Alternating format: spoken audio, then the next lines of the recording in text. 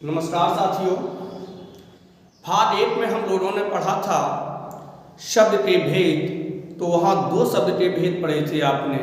पहला पढ़ा था उत्पत्ति या स्रोत के आधार पर, दूसरा पढ़ा था रचना, बनावट या व्युत्पत्ति के आधार पर। भाग 2 में हम लेके आए हैं अर्थ के आधार पर शब्द के भेद। तो अर्थ के आधार पर शब्द के कितने भेद होते हैं? तो ध्यान रखिए, अर्थ के आधार पर शब्द के 2 भेद होते हैं। यदि आपसे पूछा जाए कि शब्द के कितने भेद होते हैं, तो शब्द के 4 भेद होते हैं। रचना के आधार पे, स्रोत के आधार पे, अर्थ के आधार पे और प्रयोग के आधार पे। तो शब्द का जो तीसरा भेद है अर्थ के आधार पर, उस पर हम लोग चर्चा कर रहे हैं कि अर्थ के आधार पर शब्द के 2 भेद होते हैं। पहला होता है सार्थक शब्द, दूसरा होता है निरर्थक शब्द। एक चीज ध्यान रखिए, हिंदी में कोई भी शब्द निरर्थक नहीं होता है, लेकिन फिर भी लिखा है निरर्थक शब्द, क्योंकि हिंदी एक ऐसा विषय है, ऐसी भाषा है कि इसमें निरर्थक हो ही नहीं सकता। हाँ, वे शब्द निरर्थक होते हैं जिनका व्याकरण लेखा जूठा नहीं होता है। चलिए वो बात है, पहले यहाँ चलते हैं। तो सार्थक यानी ऐसे शब्द जो अर्थ सहज होते हैं, जिनका एक अपना व्याकरण की भाषा में, साहित्यिक की भाषा में एक अपना अर्थ होता है, उसे हम सार्थक कहते हैं। सार्थक शब्दों के अंतर्गत हमारे आते हैं तत्सम शब्द, विलोम शब्द, समानार्थी शब्द, एकार्थी शब्द,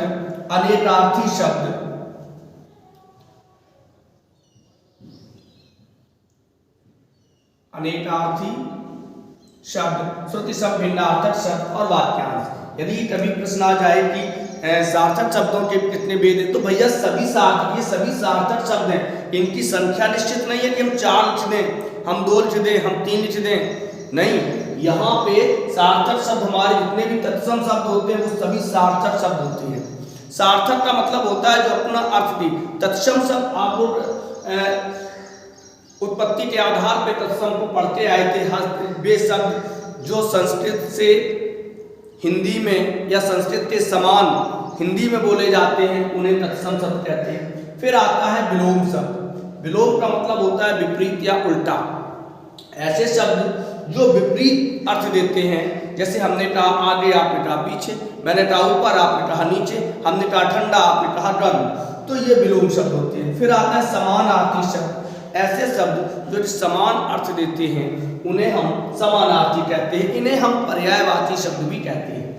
फिर आता है एकार्थी। कुछ शब्द ऐसे होते हैं जो केवल एक ही अर्थ देते हैं, जैसे सूर्य, चंद्र, तारे, मोहन, राम। श्रुतिशम।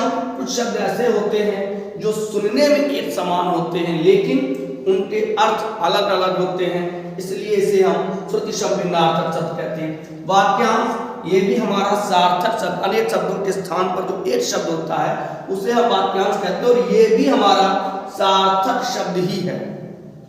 फिर अनेकार्थी शब्द जो एक से अधिक अर्थ देते हैं, उन्हें अनेकार्थी शब्द कहते हैं। तो आज तत्सम तो आप पढ़ चुके हो।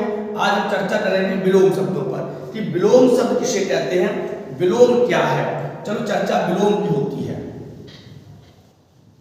तो आपने देखा कि सार्थक शब्दों के अंतर्गत कितने शब्द आते हैं। तो अब सार्थक शब्द हेडिंग हम डाल दे रहे हैं कि सार्थक शब्द में जो आपका सार्थक शब्द है, उसका जो दूसरा भेद है आपका विलोम शब्द। विलोम शब्द, विलोम शब्द का मतलब होता है विपरीत,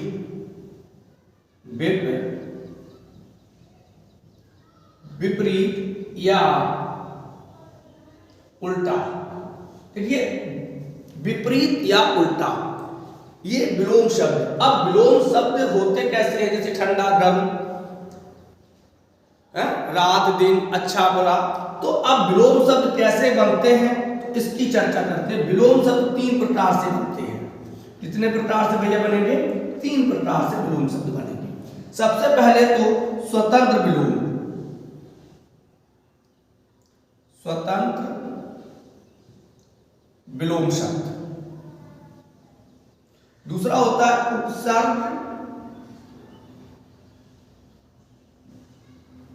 निर्मित विलोम। और तीसरा होता है लिंग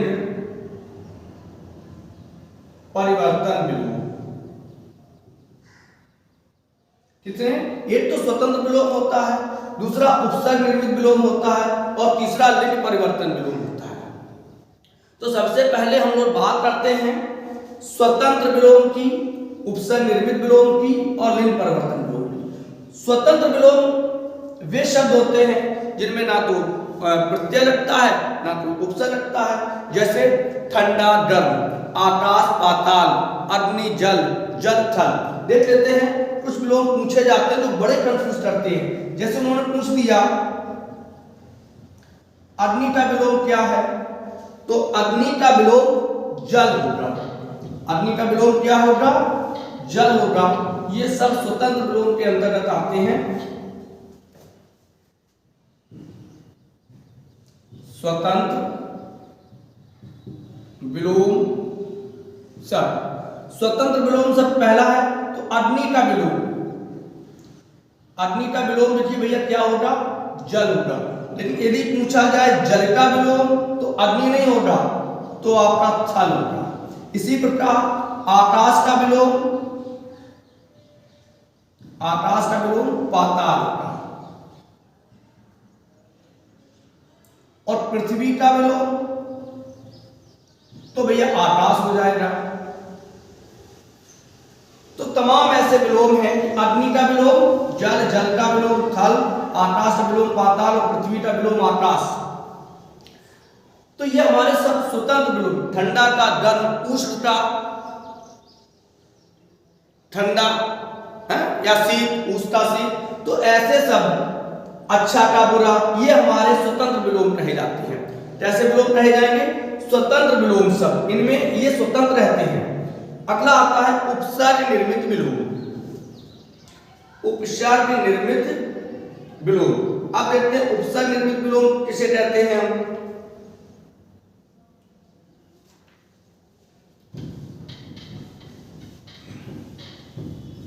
अगला है हमारा उपसर्ग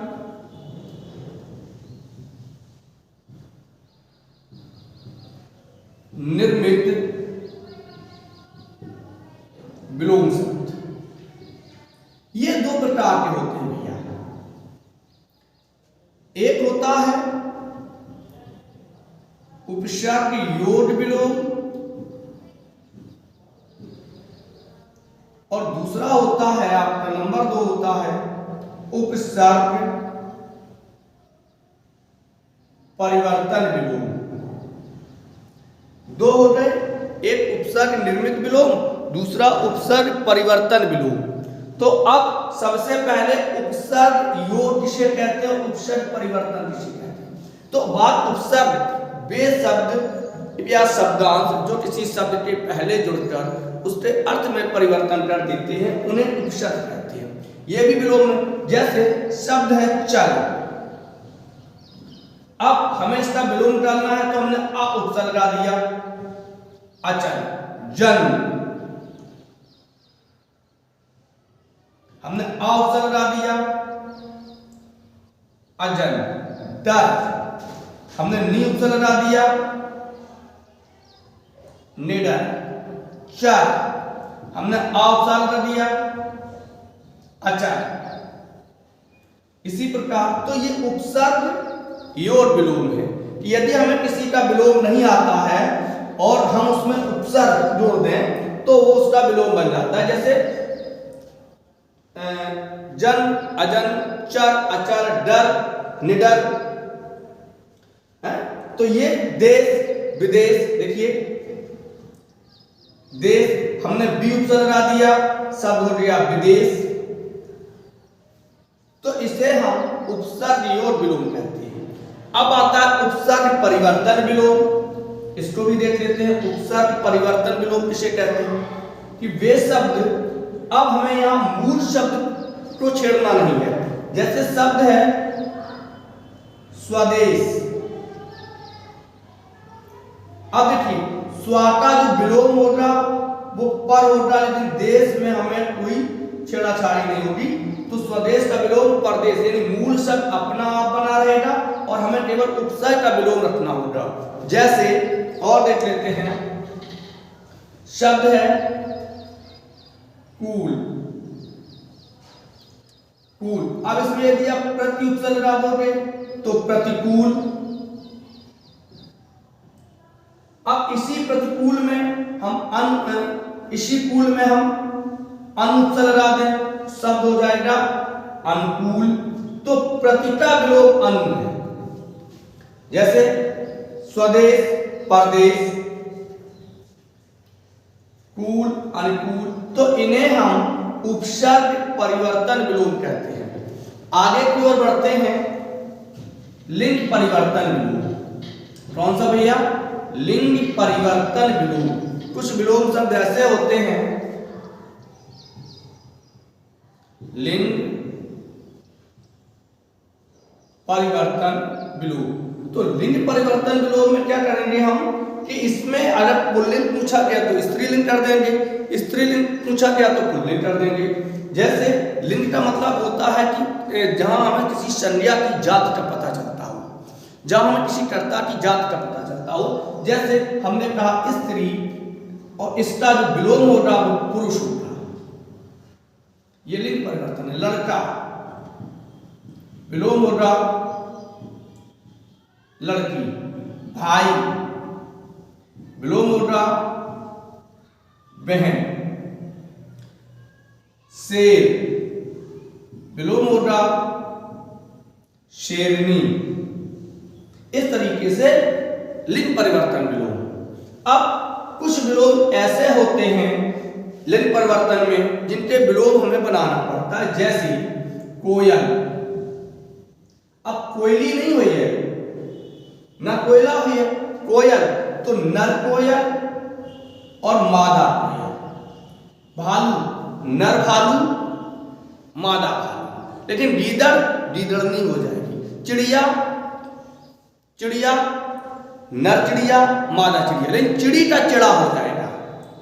तो ये ऐसे हमारे विलोम भी होते हैं, वो भी लिंग परिवर्तन में आते हैं। अगला भेद आता है हमारा अनेकार्थी शब्द। अगला जो भेद है अर्थ के आधार पर अनेकार्थी शब्द।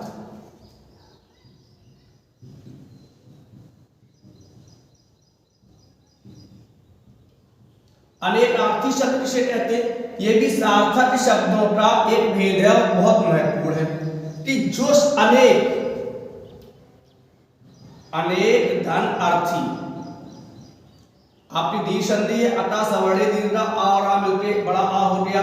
जैसे इसमें का धन आ, धन आ, तो ये मिलके बड़ा आ हो गया, तो शब्द हो गया अनेकार्थी। तो अनेकार्थी शब्द जो सब एक से अधिक अर्थ देते हैं उन्हें अनेकार्थी शब्द कहते हैं। जैसे शब्द है सारंग,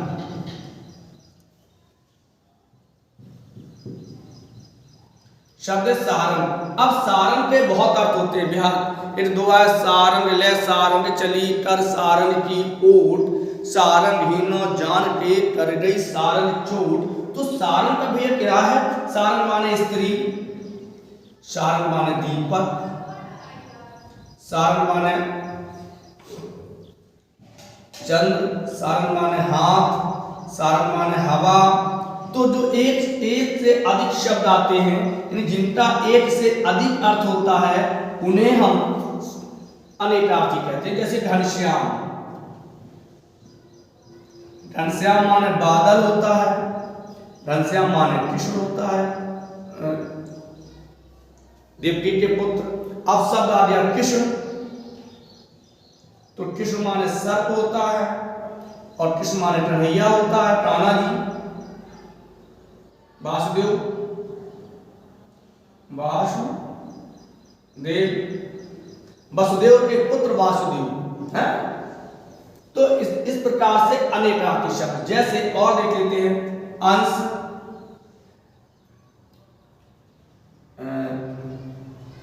सुवर्ण या कनक मान लेते हैं। कनक, कनक माने पलाश होता है, टनक माने सोना होता है, टनक माने धतूरा होता है। तो ऐसे शब्द जो एक से अधिक अर्थ देते हैं उन्हें हम अनेकार्थी कहते हैं। आगे बढ़ते हैं हम लोग थोड़े से और शब्दों पे। तो शब्द का जो चौथा भेद होगा अर्थ के आधार पे, चौथा ना कहें क्योंकि इनकी संख्या निश्चित नहीं है। तो अगला जो शब्द है वो है समानार्थी शब्द, समानार्थी शब्द। समानार्थी समान अर्थ दें, इन्हें हम पर्यायवाची भी कहते हैं। क्या कहेंगे भैया? पर्यायवाची शब्द। तो पर्यायवाची शब्द किसे कहते हैं? जैसे हमने कहा जल, अब जल को हम भाव ना बदले, जहां भाव ना बदलता हो एक ही शब्द का अर्थ होता है, चाहे हम पानी कह दें, चाहे हम नीर कह दें, अम्बु कह दें, तोय कह दें, तो ये सभी बारी कह दें। तो देखिए जल में जल शब्द है, इसको इतने नामों से जानते हैं, लेकिन इसका कहीं भी भाव नहीं बदलेगा। यदि आप इसका पर्यायवाची, जैसे एक बिहारी का दोहा है, चरण धरत चिंता करत चितवत चारों ओर, सुविरल को खोजत फिरत कब व्यभिचारी चोर। लेकिन यदि हम कह दें कभी कामी चोर, तो देखिए व्यभिचारी और कामी एक ही होता है, तो उसका अर्थ भी नहीं बदलेगा। यदि हम पर्यायवाची शब्दों को रख देते हैं तो उसे हम अब कुछ पर्यायवाची, जैसे यदि जल का पर्यायवाची है और जल में यदि जल के पर्यायवाची में जल लाते जाओ तो कमल के बनते जाएंगे, जलज, नीरज, पंकज, अम्बुज, बारिज। तो देखिए जल के पर्यायवाची में जल ला दिया। इसी प्रकार यदि दल ला दोगे तो बादल के बन जाएंगे, चमक के बन रहे, और ये आपके बादल के बन जाएंगे, जलद, नीरद, तोयद। तो कहने का मतलब है यदि दल जल के पर्यायवाची में दल लगाते जाओगे तो इसी प्रकार और देख लेते, यदि धी लगा दोगे तो जलधि, नीरधि, तोयधि। तो कहने का तात्पर्य यह है कि जितने भी समानार्थी शब्द होते हैं जो एक समान अर्थ देते हैं, वो अर्थ के आधार पे समानार्थी शब्द भी हमारे सार्थक शब्द के अंतर्गत आते हैं। अगला आता है हमारा समानार्थी के बाद आता है एकार्थी शब्द। एकार्थी शब्द, एकार्थी शब्द वे शब्द जो एक ही अर्थ में प्रयोग हों, एक ही अर्थ में प्रयोग हों। जैसे सूर्य, अब पर्यायवाची हो सकता है लेकिन अर्थ एक ही होगा सूर्य। लेकिन पानी, पानी के तमाम अर्थ होते हैं, आठ लोटा पानी मर गया है, निर्लज हो गया। लेकिन यहाँ पे सूर्य जो एकार्थी शब्द का मतलब होता है, पर्यायवाची हो सकते हैं लेकिन एक ही मैं, सूर्य, चंद्र, सूर्य, चंद्र, ये कैसे हैं? ये सभी हमारे एकार्थी शब्द हैं। कैसे हैं? एकार्थी शब्द। जैसे यमुना है, दिल्ली है, गंगा, मान लीजिए गंगा, कानपुर, दिल्ली, हिमालय। तो ऐसे शब्द एक ही अर्थ में प्रयोग किए जाएंगे तो इन्हें हम एकार्थी शब्द कहते हैं। अगला आता है हमारा समानार्थी शब्द। समानार्थी हो गया। अब है श्रुति सम। श्रुति सम भिन्नार्थक शब्द। श्रुति सम भिन्नार्थक शब्द में क्या होता है कि ऐसे शब्द जो सुनने में एक जैसे लगते हों, ऐसे शब्द जो सुनने में एक जैसे लगते हों लेकिन उनके अर्थ अलग अलग होते हों तो उसे हम श्रुति सम भिन्नार्थक शब्द कहेंगे। जो सुनने में एक जैसे हों, जैसे कुछ उदाहरण देख लेते हैं। जैसे हमने बोला अंश और आपने लिख दिया अंश। अब अंश माने इस अंश का मतलब हो गया भाग और इस अंश का मतलब हो गया कंधा। हमने कहा जगत और आपने लिख दिया जगत। तो देखिए जगत माने संसार होता है और जगत माने कुएं का, कुआ का पक्का चबूतरा।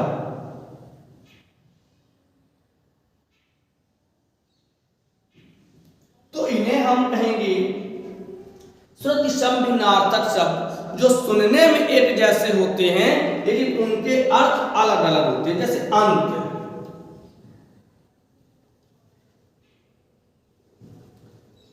अंत, अंत तो अंत माने होता है समाप्त और अंत माने होता है नीचे। पथ, पथ, पथ माने रास्ता और पथ माने रोटी का भोजन। तो ऐसे शब्दों को हम श्रुतिसम भिन्नार्थक शब्द कहते हैं, जो सुनने में एक जैसे होते हैं लेकिन उनके अर्थ अलग अलग होते हैं। तो इसे हम श्रुतिसम भिन्नार्थक शब्द कहते हैं। अगला आता है आपका वाक्यांश।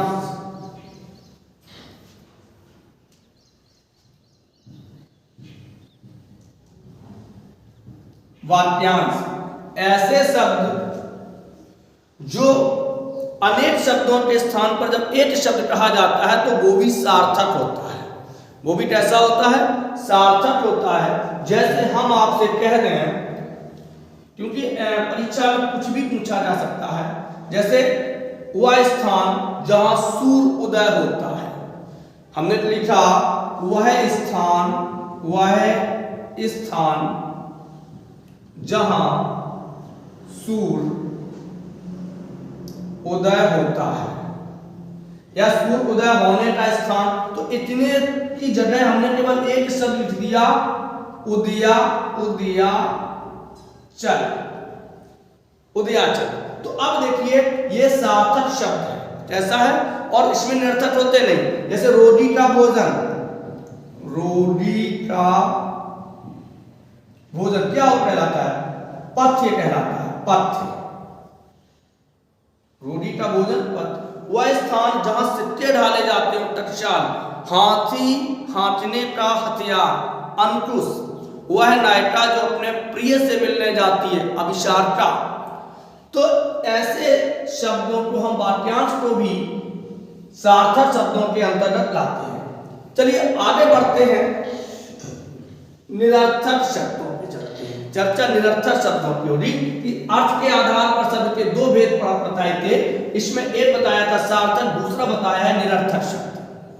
सार्थक पढ़ लिए, अब हम दूसरा भेद है हमारा निरर्थक शब्द। ध्यान रखिए कि व्याकरण की दृष्टि से निरर्थक वे शब्द होते हैं, वे शब्द जिनकी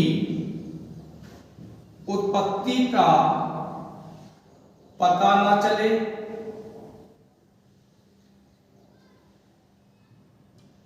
अथवा जिनका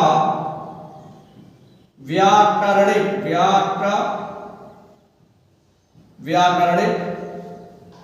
अर्थ ना हो, उन्हें हम निरर्थक शब्द कहते हैं। ऐसे शब्द जिनकी उत्पत्ति का पता न चले या जिनका व्याकरणिक लेखा जोखा ना होता हो, जो व्याकरण के अनुसार शुद्ध ना होते हैं, वो सभी शब्द हमारे निरर्थक कहे जाते हैं। और निरर्थक शब्दों के चार भेद होते हैं। निरर्थक शब्दों के कितने भेद होंगे? चार भेद होंगे। पहला होता है स्वतंत्र निरर्थक शब्द, दूसरा होता है सार्थक शब्दों के साथ आने वाले निरर्थक शब्द। तीसरा होता है अनुकरणात्मक शब्द, अनुकरणात्मक शब्द। और चौथा होता है ध्वन्यात्मक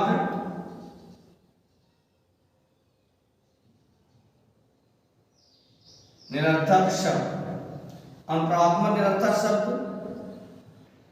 और ध्वन्यात्मक निरर्थक शब्द।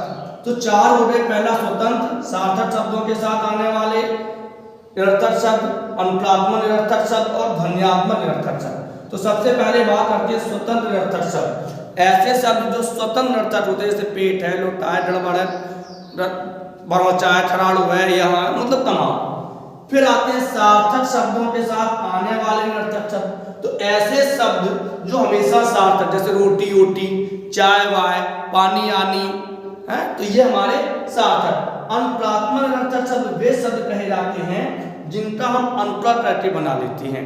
जैसे कौवा की कांव कांव से हमने कां कां शब्द बना लिया। चिड़ियों की चिचिहाट से हमने चिचियाना बना लिया। चिचियाना है, पियाना है, भन। तो ऐसे हम निरर्थक शब्द कहेंगे। लोग क्या देते हैं, जाति टाँ टाँ बंद नहीं होते। देखो दिन भर टाँ टाँ करत रहा तो तोते की टे टे से टाँ टाँ बना लिया, मैंने अनपढ़ कर लिया। फिर आता है ध्वन्यात्मक निरर्थक शब्द। जैसे ठट से ठटठटाना, पट से पटपटाना, पटपटाए तो धर दो मोड़ात्मा। तो इस प्रकार से ये हमारे ध्वन्यात्मक निरर्थक शब्द हैं। सनसनाना, थरथराना, टपटपाना, ये। तो आज आपने पढ़े अर्थ के आधार पे। अगला आता है हमारा एक भेद और बचा है शब्दों का, तो उसको भी देख लेते हैं। 2 मिनट का समय है। फिर आता है प्रयोग के आधार पर, प्रयोग के आधार पर शब्द के भेद 2 होते हैं।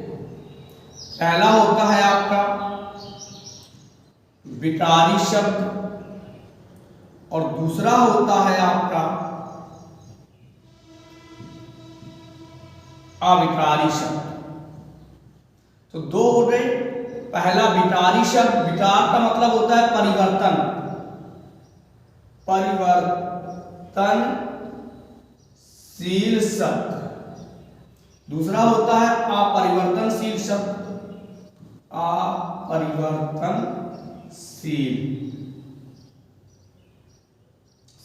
कहने का तात्पर्य यह है, ये परिभाषा है कि ऐसे शब्द जिनमें हम परिवर्तन कर सकें, जो परिवर्तन होते हैं, जिन्हें हम बिगाड़ सकें।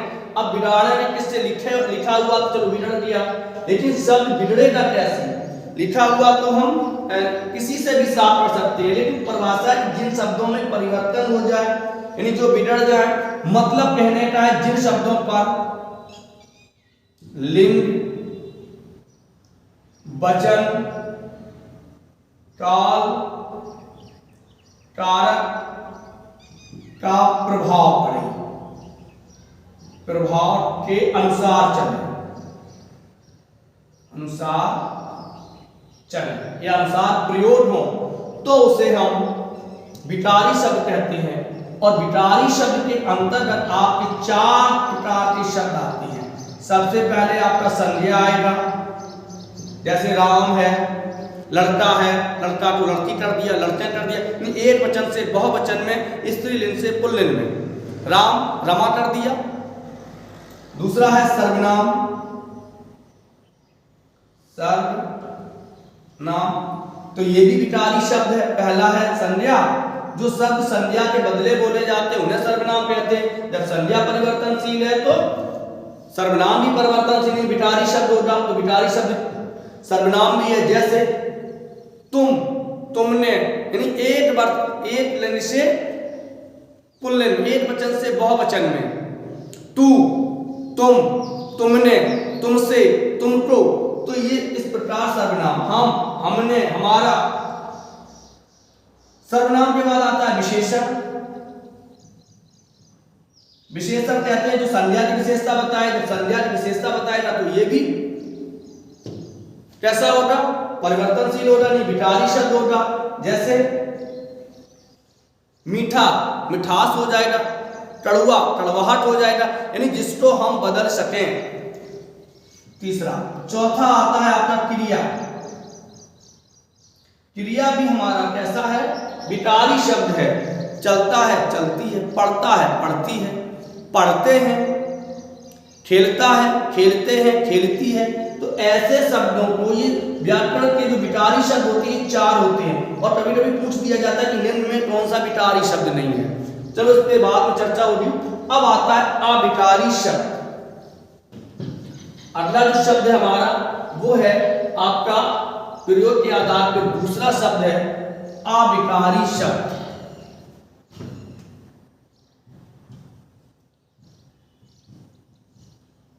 अविकारी शब्द, देखिए विकारी अविकारी कौन सा विलोम हो गया, विकारी का अविकारी, उपसर्ग योड परिवर्तन हो गया। हमने उपसर्ग जोड़ दिया, विकारी का विलोम में उपसर्ग जोड़ दिया तो अविकारी हो गया। चलिए, विकारी शब्द ऐसे शब्द जिन पर लिंग, वचन, कारक, काल का कोई प्रभाव ना पड़े, यानी जो किसी भी काल में किसी भी स्थिति में जैसे कि वैसे बनी रहे, तो इनकी भी संख्या भैया 4 होती है। इनकी भी संख्या 4 होती है। सबसे पहले क्रिया विशेषण, दूसरा संबंध समुच्चय बोधक अव्यय,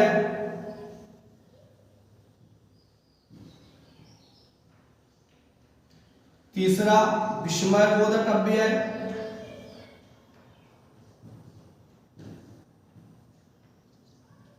और चौथा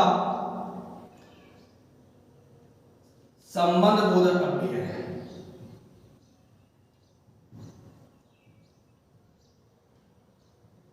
तो 4 ये शब्द हो गए। क्रिया विशेषण अव्यय, जैसे वह धीरे धीरे बढ़ता है, वह धीरे धीरे जाता है, वह धीरे धीरे खाती है, वह धीरे धीरे उठती है, वह धीरे धीरे बोलती है, वह धीरे धीरे दौड़ता है। तो क्रिया की विशेषता जो बताते हैं क्रिया विशेषण कहते हैं, ये हमेशा अव्यय शब्द होते हैं। धीरे धीरे में कभी भी परिवर्तन नहीं होता। वह तेज बोलता है, वह तेज बोलती है, वह तेज चलता है, वह तेज दौड़ती है। तो इसमें समुच्चय बोधक अव्यय जो 2 वाक्यों के बीच में किंतु परंतु लेकिन फिर बाहर ये। फिर आता है विस्मय बोधक अव्यय, अरे आप कहाँ गए थे, अरे आप कहाँ गई थी, हे राम राम, तो हे हो भो, अरे, ये शब्द ओह आह, ये शब्द कैसे हैं, संबंध बोधक, जैसे वैसे, जैसी करनी वैसी भरनी। तो जो संबंध होता है, यह वही लड़का है जो कल मिला था, या वही लड़की है जो कल मिली थी। तो ऐसे संबंधों को हम संबंध बोधक अव्यय कहते हैं। और ये सभी 4 अविकारी। पूछ दिया जाता है कि अविकारी शब्द के प्रकार कितने हैं, तो 4 हैं। क्रिया विशेषण, समुच्चय बोधक अव्यय, विस्मय बोधक अव्यय और संबंध बोधक अव्यय। यदि पूछ दिया जाए विकारी शब्द के कितने हैं, तो विकारी शब्द के भी 4 भेद होते हैं। संज्ञा, सर्वनाम, विशेषण और क्रिया। तो ये थे आपके शब्द और शब्द के भेद, कि शब्द के 4 भेद होते हैं। उत्पत्ति के आधार पर, स्रोत के उत्पत्ति या स्रोत के आधार पर, रचना के आधार पर, बनावट, रचना या बनावट के आधार पर, प्रयोग के आधार पर, अर्थ के आधार पर। 1 मिनट लेते हैं, हम आपको एक चीज बता देते हैं। ये पूछे जाते हैं, यदि पूछा जाए कि स्रोत के आधार पर, स्रोत के आधार पर शब्द कितने होते हैं, स्रोत के आधार पर शब्द, तो ये होते हैं 5। तत्सम, तद्भव, देशज, विदेशज संकर। फिर आता है रचना के आधार पर, रचना के आधार पर शब्द, ये भी हमारे होते हैं 3, रूढ़, यौगिक, यौगिक रूढ़। फिर आता है अर्थ के आधार पर, इनकी संख्या होती है 2, सार्थक, निरर्थक, सार्थक शब्द और निरर्थक शब्द। फिर आता है सार्थक शब्द तत्सम, समानार्थी, श्रुतिसम भिन्नार्थक शब्द, अनेकार्थी शब्द, एकार्थी शब्द, वाक्यांश इत्यादि। फिर आता है निरर्थक शब्द, ये 4 प्रकार के होते हैं, स्वतंत्र निरर्थक, सार्थक शब्दों के साथ आने वाले निरर्थक, ध्वन्यात्मक निरर्थक और अनुप्रात्मक निरर्थक। फिर आता है प्रयोग के आधार पर, प्रयोग के आधार पर ये भी 2 होते हैं, एक विकारी, दूसरा अविकारी, विकारी और अविकारी। तो विकारी भी 4 होते हैं और अविकारी भी 4 होते हैं। विकारी में आएंगे संज्ञा, सर्वनाम, विशेषण और क्रिया। अविकारी में आएंगे क्रिया, विशेषण, समुच्चय बोधक अव्यय, संबंध बोधक अव्यय और विस्मय बोधक अव्यय। आशा करते हैं कि आपको सब समझ में आया होगा। कल अगला टॉपिक हमारा फिर हम आपको देते हैं वाक्य से संबंधित। तब तक के लिए जय हिंद, जय भारत। आप मेरे चैनल पे यदि नए हो तो हमारा सपोर्ट कीजिए, सब्सक्राइब कीजिए, अपने दोस्तों को शेयर कीजिए। धन्यवाद।